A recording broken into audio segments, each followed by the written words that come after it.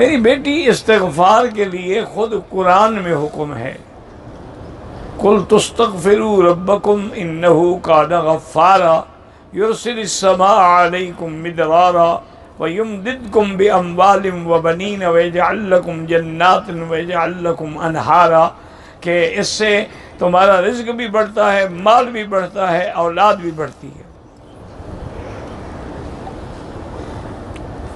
حضرت حسن رضی اللہ تعالی عنہ کے پاس ایک آدمی آیا، اس نے کہا کہ حضرت دعا کریں، میری مال میں برکت نہیں ہوتی، فرمایا استغفار کرو۔ وہ چلا گیا۔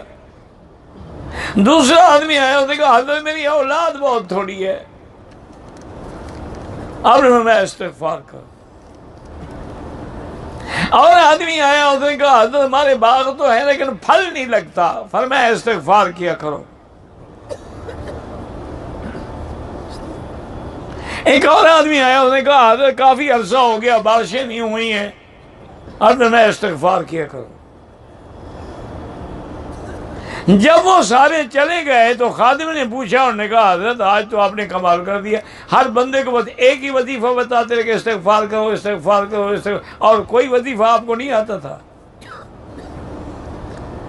آج جو ہے اللہ کے بندے، یہ میں نے تو نہیں کہا ہے، تو اللہ نے کہا ہے کہ جو استغفار کرتے ہیں یرسل السماء مدرارا، آسمان سے انبار سے برساتے ہیں، وَيُمْدِدْكُمْ بِأَمْوَالٍ، تمہارا مال بھی بڑھاتے ہیں، وَبَنِينَ، تمہاری اولاد بھی بڑھاتے ہیں، وَيَجْعَلْ لَكُمْ جَنَّاتٍ وَيَجْعَلْ لَكُمْ أَنْهَارًا، تمہارے لیے باغ بھی بناتے ہیں، نہریں بھی جاری کرتے ہیں۔ تو قرآن کا فیصلہ ہے، میں نے تو نہیں بتایا۔ تو استغفار ایک عظیم نعمت ہے، اور سب سے پہلے آپ اللہ کے گھر میں بیٹھے ہیں، دل سے ایک دفعہ استغفار کر لیں تاکہ گناہ معاف ہو جائے۔ استغفر اللہ،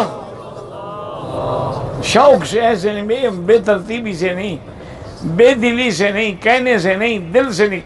استغفر اللہ الذی لا الہ الا هو الحی القیوم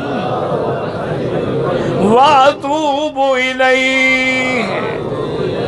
تو یہ استغفار عظیم نعمت ہے، پڑھ کے تجربہ کریں۔